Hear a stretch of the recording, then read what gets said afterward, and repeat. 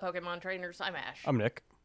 We are here today in the midst of Lost Origin release week to bring you our list of our top 5 favorites, give or take, top least 5 favorites, and cards we just thought were kind of fun in the set. As a whole, though, while looking through the list, there were a lot of good cards and like crazy synergy just between everything. Because I would sit here and think, man, this doesn't seem really good, and then I'd see another card that goes exactly with it, and it's like, oh, okay, that makes sense now. But unfortunately, we are going off of our phones today due to the fact that one of our coworkers decided not to charge the iPad. Mm-hmm. But without further ado, let's start with our top 5, shall we? Yep. Let's see, mine's a little bit more than top 5 because I just did cards I like, cards I dislike with no in between. You said they're good or they're bad. There's no gray zone. Fair enough. I was going to say, the first one that I found that I really enjoyed was the Shiftry. One, I've always kind of enjoyed the Shiftry cards, but this one as a whole, really solid. It has 160 HP, 1 grass energy to do Fan Tornado, 50 damage. You may have your opponent switch their active Pokemon with one of the Wrench Pokemon, or the 1 grass for Winds of Defeat, 210 damage. Put this Pokemon in all attached cards in the Lost Zone. Like, being able to do that much damage and then also going, you can't hit me, neener, neener, is kind of fun. And because it doesn't give them any prices at all, that's a really nice... I don't know, it's a good amount of damage, a low energy charge. If it wasn't for the Shiftry being a stage 2, I'd have valued it a lot higher. I just don't like the amount of investment you have to put into it just for it to do 210 and then immediately put itself into the Lost Zone. That is very fair. Like, it's one of those ones where if this was like a V that just said do 210, put it into Lost Zone, that would probably be in one of my top 5 cards immediately. But the bench the basic and then either rare candy or have to evolve it twice to immediately just whoop, and you're gone now. Yeah. Next one on my list was Kingdra, which we saw in the Lost Origin pre-release deck that Nick ran, and also several of our league members were also playing Kingdras. This is just a solid card, even with it also being a stage 2. Has the ability to Marnie your hand or your opponent's hand, which can break a lot of synergy, because if you see somebody grabbing something with their Drizzile or Inteleon, you can just go, oh, by the way, Marnie, put that at the bottom of your deck, draw 4. That's just a really great response. And then Water and Colors to do 130 damage. Mostly, I would just be playing it for that ability. Yeah, the Marnie ability on it, like, I absolutely it might be able to find a home just sitting on a bench, causing hand disruption. Or giving you a second chance if you have a bad opening hand or something. Yeah. I don't have much to complain about on that. Next, and one that I've seen getting a lot of love, Cramorant. Phenomenal card. Has the ability, if you have 4 or more cards in your Lost Zone, you ignore the energy it requires for its attacks, which is 2 water and a colorless, Conniving Spit, 110 damage, isn't affected by weakness. Which solid damage output, and you can essentially do it for free if you already have those 4 cards in your Lost Zone. Like, that's not bad at all. Yeah, Cramorant's also in my top Pokemon. I really do like that. Just not much investment to make it good, and then 110 isn't shabby by any means. It's not. It won't quite knock out like some of the single prizers, like the Reggies or anything like that. But it's still enough to do pretty good damage. Yeah, it's also just potentially a nice little closer where you're playing it with other cards to care about the Lost Zone, and then okay, now I just bring my Cramorant in and start cleaning up once there's some damage counters spread around. Yep. Next for me is the Machamp, which also we saw during the pre-release.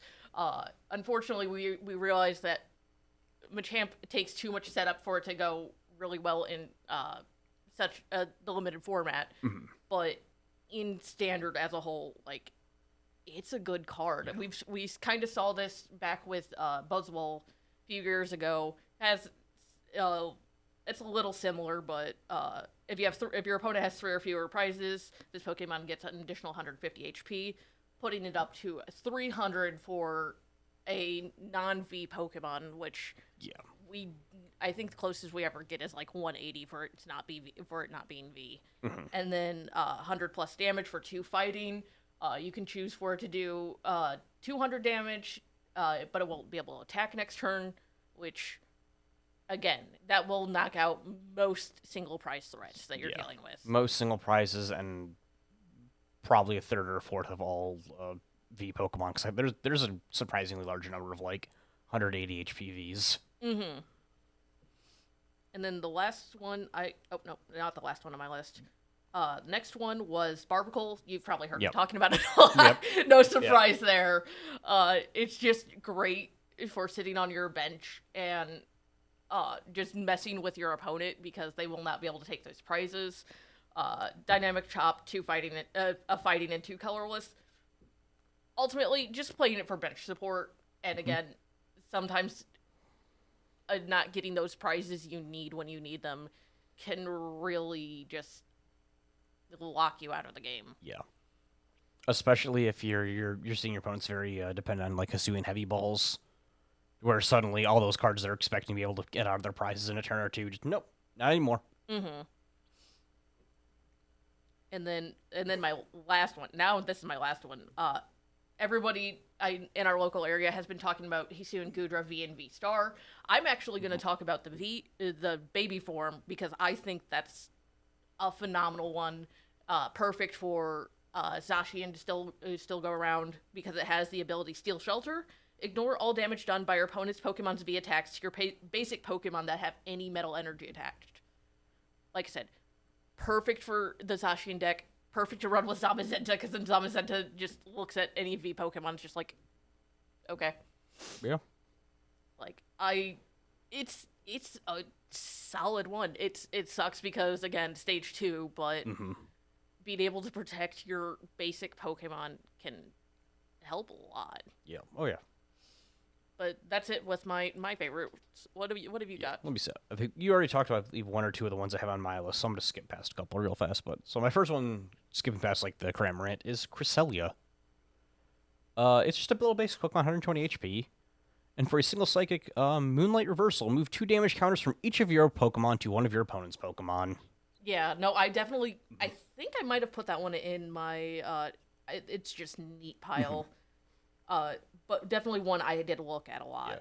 Yeah. Like that one I'm staring at from someone who's building a Psychic GLC deck perspective. But also, that's just a very nice little, you're playing anything really that splashes damage counters on, we're just gonna give those right back to you. Mm-hmm.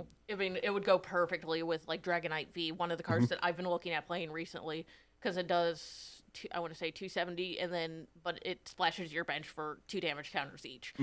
Just an easy way to go. Whoop, have it back. Yeah. That, or even if like quick shooting Inteleon sticks around for a little longer, it's like, you quick shoot? No, I quick shoot. And then moving past that, we have Sableye. Another little basic Pokemon. Its first attack is not important, but its second attack, Lost Mine. You may use this attack only if you have 10 or more cards in the Lost Zone. Put 12 damage counters on your opponent's Pokemon in any way you like. Yeah, no, this one also I love it, and I think it got beat out by the Goodra to be on my list for my favorites. It's just a good card, and with it specifying it's an effect rather than the actual attack, it gets around barriers that normally you would have a lot more issues with. And plus, if there's a threat of like a Miltank or something, it can just go, go. Yeah, 120, it's not even just on a single, it's just any way you like. So you can put 6 here, 4 there, maybe 2, and just spread them out however you feel you need to clean up. Here we go. Here's a Spiritomb. Its ability is Cursed Message. If this Pokemon is knocked out by damage from an attack from your opponent's Pokemon, search your deck for a card, put it into your hand, and then shuffle. I really liked that kind of effect, but the only time I've really seen it previously is on Gengar, which is, if it got knocked out, you can grab 2 cards, but it was a stage 2, which is where it was like, it's nice being able to say, hey, cool, I'm going to just kind of have this hanging out up front and search out some cards that I need, but I don't want to invest that much time and effort into getting just to that ability. The second reason that I like this Spiritomb is for 2 Dark Energy, Soul Chain. 10 plus damage. This attack does 60 more damage for each Spiritomb in your discard pile. Hello, Magikarp. Or not Magic. Hello, Ditto Magikarp deck. I'm so glad that we were on the same train of thought when we saw that. Yeah. What does it get? 4 Dittos and 4 Spiritombs? Because even the Spiritombs get knocked out, they search out the Spiritombs or the Dittos to set up for themselves. Yep. So I might have to make a little silly joke deck with Spiritombs and Dittos. Which attack am I going to use? You'll find out when you take the damage. Next up, we got a good old Radiant Hisuian Sneasler. Once again, I'm most picking this just for its ability, Poison Peak. It puts 2 more damage counters on your opponent's poison Pokemon during damage checkup. I like poison decks. They're fun. Yeah. No, and again, going through this list, there's a lot of status effects in this set. Like, one of the ones I was looking at, I can't remember which one, but when you use this to evolve one of your Pokemon, you can choose to have both yours and your opponent's active Pokemon confused and poisoned. Like, yeah. Status effects may start running rampant here soon, and I'm all for it. I also like that it's what is it? Toxicroak's ability, but you don't need to evolve it. Like, it's cool. It's Toxicroak number 5. You need to get to that point, but you don't have to invest in playing 8 copies of a card just for an extra 2 damage counters each turn. And then I just have a lot of the V-Stars at the end of my list because I really like a lot of the V-Stars that came out in the sets. Zoroark V-Star, Goodra V-Star, and Giratina V-Star, all 3 of them are just like, I like these. These are good. Yeah, no, I've been hemming and hawing at Zoroark especially. Like, at first I was just like, it seems kind of lukewarm, and then I started reading it and thinking of decks as a whole. Like, it goes perfect with Machamp. Again, it goes perfect with Dragonite V. Like, it just fits in a lot of different ways. Plus, having that ability to just do a free Professor's Research without having to use your supporter slot that turn, like, that's phenomenal. There's been so many times where I'll sit there like, I really need to refresh my hand, but I have a boss's orders here, but I can't do 2, and just having that as a backup is so nice. And then Goodra V-Star's lovely little, take it 80 less damage. I was like, oh, that's not going to be a nightmare to deal with at all. 270 HP, deals 200 with its attack, and then reduces damage it takes by 80. And then its ability, V-Star ability, heal it. Yeah. It's just... I'm sitting there, I'm like, okay, so if this thing was able to attack the turn before you're able to counterattack on it, you have to deal 350 to it to be able to knock it out in one hit. Which is like, I can't think of anything that really hits that hard fast enough. Yeah. No. I'm just kind of quick and scroll through my listing where I've got a lot of just like notable shoutouts that like I like them. Chorus's Experiment, Mirage Gate, Thornton, those trainers I think are going to be good. I'm really hoping we'll see some interesting Zone decks built around them. Chorus, looking at the top 5, you pick 3, the other 2 go to Lost Zone. It's both a good setup and also just good filtering. Yeah. You got your Mirage Gate, which you can only play with 7 cards in Lost Zone, but just gets 2 basic energy of different types, puts it onto your Pokemon. Again, fantastic setup, and with things like Chorus, it's not too hard to set up that the 7 cards required. Or the 10, or the 4, or however many. Yep. Yeah, no, like, the trainers, the supporters specifically in this set are all spectacular. Yep. Also, getting a Lady reprint is phenomenal. Search for 4 basic energies. Love it. Yep. There was also the trainer that allows you to search for 3 evolutions that don't have Vs or rule boxes. Also phenomenal. Like, I have no complaints with any of the trainers. And then, of course, Volo, which I've also talked about a lot. Which, not kind of in a similar vein of Volo, I have Thornton on my list. Yeah, no, I really like Thornton. He's going to see a lot of play, I feel. I was like, I ended up seeing someone, I was building my list, I was watching a Twitch stream of somebody just playing Pokemon. And they just so happened to go, they were playing Regis, and their opponent ended up knocking out, I believe it was their Regirock. They had double Lucky in hand. So they went bench a Lucky, Thornton it the other one in. I was like, oh, that's actually, I didn't even think about that line where you're able to just to reset in Reggie's KLs, where it's like, oh no, I just have even more ways of repeatedly cycling Reggie's now. Mm-hmm. Like, I can build something with this. Yeah, no, Thornton, I'm expecting to see a lot of play. And then, I'm just kind of scrolling through. I had Gift Energy, just neat. Mm-hmm. Just draw 7, or draw until you have 7.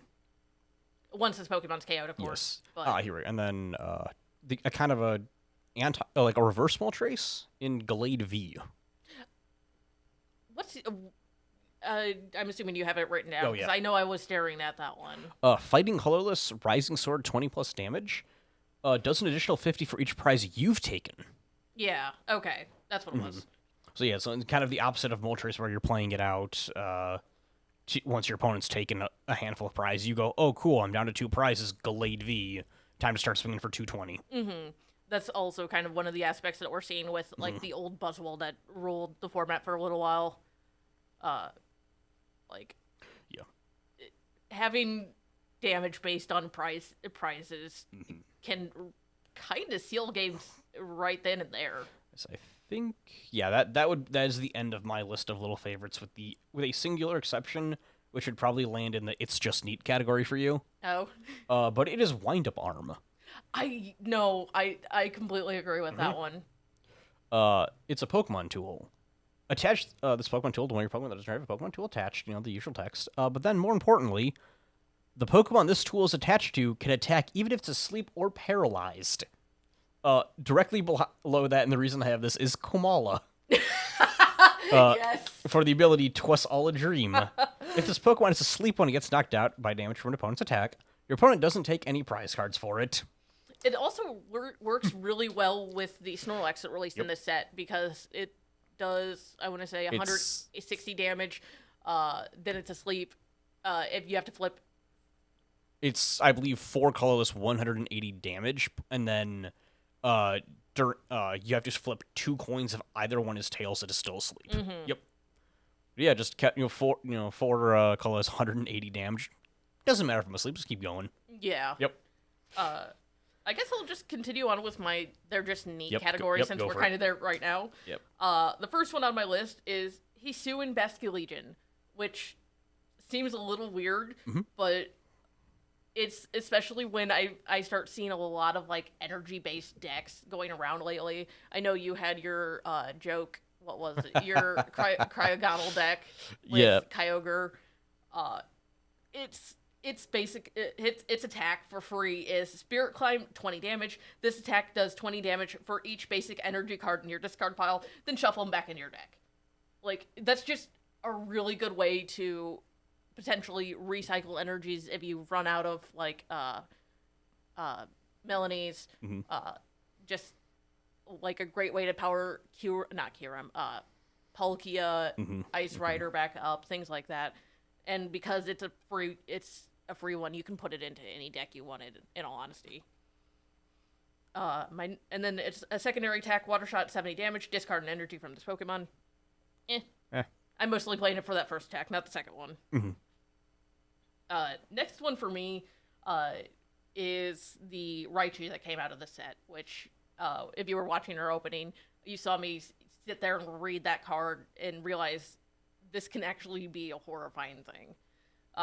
First attack, Thunder Shock, 30 damage for 1 electric energy. Flip a coin. If heads, your opponent's active Pokemon is now paralyzed. Not great, but then you look at its second attack called Trump Spark for 1 lightning and 2 colorless. Does 100 plus damage. If you've used your V-Star power, this does 120 more damage. So you're doing 220 damage with stage 1 Pokemon. Like, that's really good. Next one's just silly. I know a lot of us have been giggling over it. Clefairy. I just love the ability Moonwatching. Once during your turn, if this Pokemon is in the active spot, you may search your deck for Psychic Energy and attach it to each of your benched Clefairy. Then shuffle your deck. Like, if you're playing Shadow Rider, phenomenal way just to get those energies up and attach, getting ready to do, brutal damage, because all your Pokemon are suddenly have, you know, Mhm. several energy attached. Next one on my list was one I looked over once or twice before I just really sat down and read it. Bayonet, with its ability Puppet Memorial. Once during your turn, you may choose a supporter card from your or from your discard pile, reveal it, and put it in your hand. If you do, put this Pokemon in the Lost Zone. Again, just a really solid way to get supporters back that you need in the moment.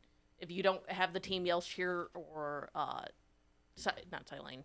No, it is Silane. It was silent, yeah. If you don't have either of those handy, it's just a good way to go, okay, I'm going to put Bayonet in the Lost Zone, I'm getting this card back. See, I'd put this in the exact opposite, right? So this is one of the cards that I'm kind of disappointed in. Really? Yes. I like the ability, but again, the stage 1 is what really just turns me off it. That's, that's fair. If it was a basic where I can just say, cool, there's a supporter that I need back fast, I could just bench this, drop in the Lost Zone, grab the supporter I need. I don't like having to go, okay, Shuppet, wait a turn, Banette, now I can do this. I don't like the 2-for-1 and having to wait a full turn for the effect. That's fair.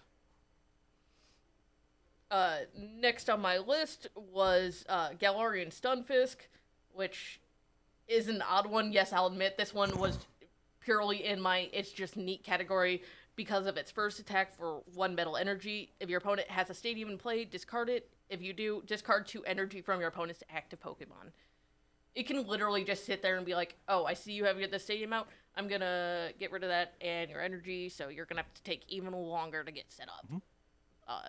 It's very situational. Likely won't see play.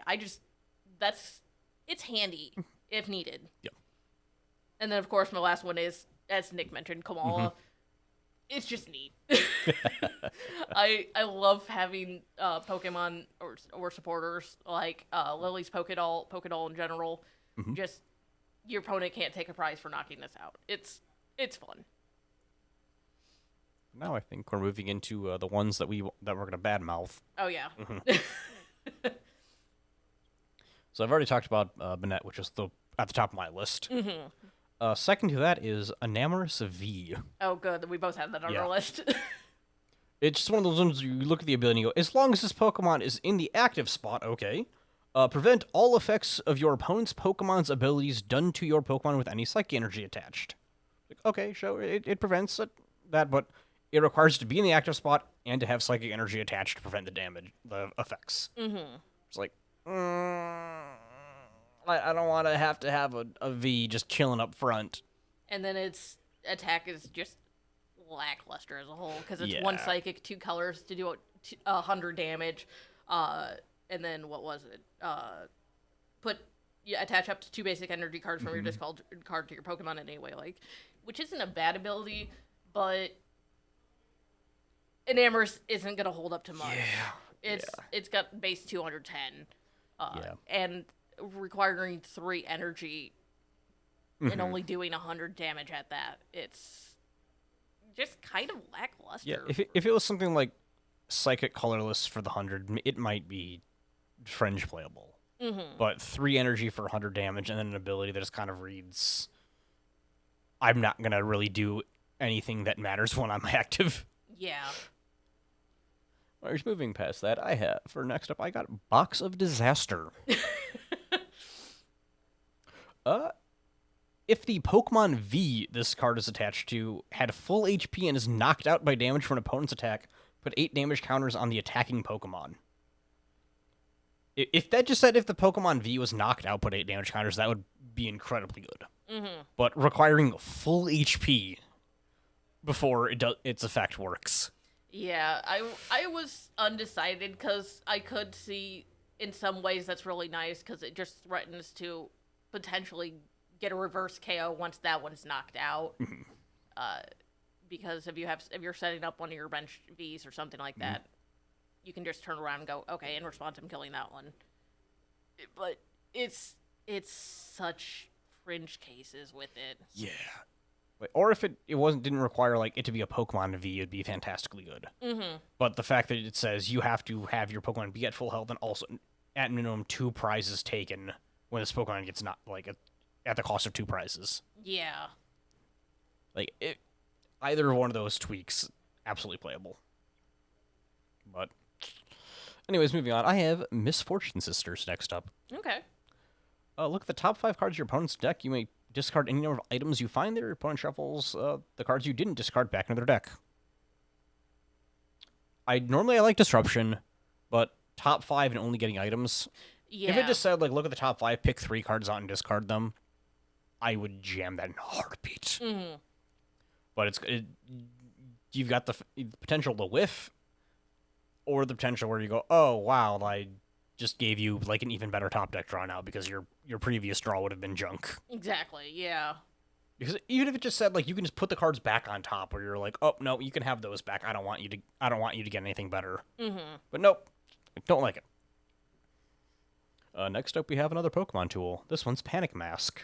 Also have that on my list. Prevent all damage done to the Pokemon this card is attached to by the attacks of your opponent's Pokemon with 40 HP or less remaining. That is so niche. Yep. Like, you're not gonna get any use out of it. Yeah, like, I'm sorry, like, there's a handful of Pokemon that have attacks that are like, put damage counters until the remaining HP is 10, but even then, no. Mm-hmm. You have to use an attack that sets your opponent's HP to 10, while also having this item attached and hope they don't, like, switch Pokemon and just go, anyways. Yeah. Next up, I got Riley. Reveal the top 5 cards from your deck and ask your opponent to choose 2 of them. Discard the cards they chose and put the other cards into your hand. You're just playing a dangerous game there with that one. Like, looking at this, there's a card in Magic called Fact or Fiction. Mm-hmm. You flip the top 5, your opponent makes 2 piles, you pick 1 pile, the other pile goes to your graveyard. It is a classic card that has... You cast that, and when your opponent casts that, you know they're probably about to kill you on the spot. Like, they have the setup, they know what the top 5 of their deck is, and there is no good choice for you. Mm-hmm. If that did that same effect, where it said, hey, look, reveal the top 5, your opponent makes 2 piles, you get to pick 1 of them, I would, again, same thing, I'd be like, that's Fact or Fiction, give me that. I will absolutely play that, but your opponent says, oh no, you just don't get those 2. Yeah. Nope. Don't like it. Let me see. I have a lot of cards that I am not fond of. I have strong opinions. Yes, Parasect. When you play this card from your hand to evolve one of your Pokemon, you may use this ability. Both active Pokemon are now asleep and poisoned. That's what it was. Yep. Mm-hmm. Like, other than the wind-up arm haha funnies, putting both Pokemon to sleep for an evolution, I don't like it. My counter argument is specifically Hisuian Electrode V, which its free attack says it does 100 times based the amount of status effects is on it.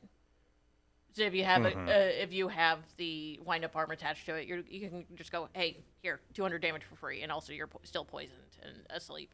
Okay. Like that is literally the one argument I had against it.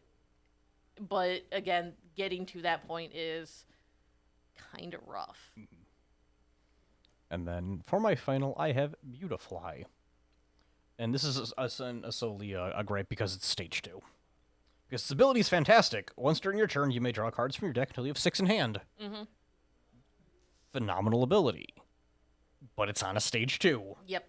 And I really don't want to have to commit to evolving this thing all the way up just to be able to go, okay, I'm going to refill my hand. Mm-hmm. Yeah. That's the whole thing where I'm just like, it would be so good if it was like Butterfree V with that ability, or even if it was just like, for some weird reason, they decided that this Butterfree is going to be a basic. Mm-hmm. I don't know, Radiant Butterfree, draw until you have 6 in hand.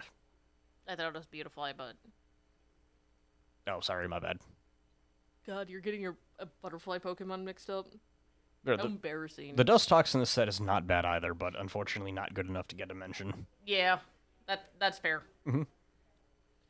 Take it away. That was the end of my list. So, for me, I'm actually going to be ragging on some of the V-Stars just because they seem and feel so underwhelming, backwards. The first one on my list was Magnezone V-Star. First attack for Lightning 2 colors, Magnet Grip, 180 damage. Search your deck for 2 item cards, reveal them, and put them into your hand, then shuffle your deck. I have better ways of searching my deck for item cards that doesn't require 3 energy. Mm-hmm. Like, sure, it does 180 damage, which isn't bad, but at that point, I think there's just better combinations I can play than that. Mm-hmm. And then it's V-Star Power Electro Star for 2 electric energy. This attack does 90 damage to 2 of your opponent's bench Pokemon. Yeah, that. It Yeah. It's not as strong as it could be. Yeah, the V-Star power was incredibly underwhelming. Yeah. The only saving grace I could see is because I know that some people are talking about building Rotom decks that do care about items. So I was like, okay, sure, maybe you go Magnezone and Rotom as a way to search out your items quickly, but Yeah, no, that one is fair. I just, from the way I'm seeing it, I've not found a lot of use for it yet. yeah, My next one, hilariously, is Drapion V-Star, which I love the normal Drapion V. The V-Star, I just could not get behind. For 2 dark and a colorless, Big Bang Arms, 250 minus damage. This attack does 10 less for each damage counter on this Pokemon. yeah, Yeah. yeah. I don't really need to say a whole lot on that. And then it's V-Star Power, Star Hazard. Your opponent's Pokemon is now poisoned and paralyzed. Put 3 damage counters instead of 1 during that Pokemon during checkup. Again, I would have a much better time playing Radiant Sneasler than just use my V-Star Power to do that. Yeah. Also, Sneasler plus like a tricolor skills Butterfree does that, but better. Mm-hmm. And it doesn't cost you your V-Star power for the game. Yeah. And I mean, unless you're trying to waste your V-Star power in case of like Raichu or things like that. But even then, why not just go Hisuian and Zoroark if V-Star, use the Professor's Research? Yeah, Hisuian, Zoroark, Arceus. Like, there's plenty of free V-Star powers that you would cash in before that one. Mm-hmm. And then the last one on my list is, and I feel weird for saying this, Malamar. Mostly because we keep seeing, like, these powerhouse Malamar cards. Like, Malamar was popular before rotation. Malamar Rapid Strike has been an ongoing deck. But this one was just... It wasn't good. And I'm kind of sad. First attack is 1 Psychic for Psychokinesis, 30 plus damage. Both players reveal their hands. If any of the cards in your hand are the same name as any of the cards in your opponent's hand, this attack does 90 more damage. I mean, sure, you get to look at your opponent's hand, but unless you're playing a mirror match, or... I don't know. I don't see there being a lot of times when you and your opponent are going to have the same exact trainers in hand. Unless, again, mirror match or just similar builds index. Second attack is 1 Psychic, 2 colorless, a Psychic Sphere, 80 damage, nothing else. Again, it feels like the weakest Malamar we've seen in a while, and I'm just kind of sad. Yeah. But other than Panic Mask and then Enamorous V, which we both had on our list, that's pretty much mine. Like I said, there were just a lot of good cards in it. Like, and even the ones that are kind of that were kind of meh to me, I could see working in other ways. So it's a good set. I'm excited to get more and maybe eventually get my Giratina. I want my Giratina. But yeah, we hope you guys enjoyed our insight. As always, feel free to like, comment, subscribe. We might, I don't know. You don't know? Yeah, I don't know. This was fun for me. I always love looking at the sets, what we can expect for it, and honestly, after our predictions for Astral Radiance, and then us being way off track on that, it's kind of fun to see how close we are to getting things right on this one. But yeah, as always, I'm Ash. I'm Nick. And we'll catch you next time.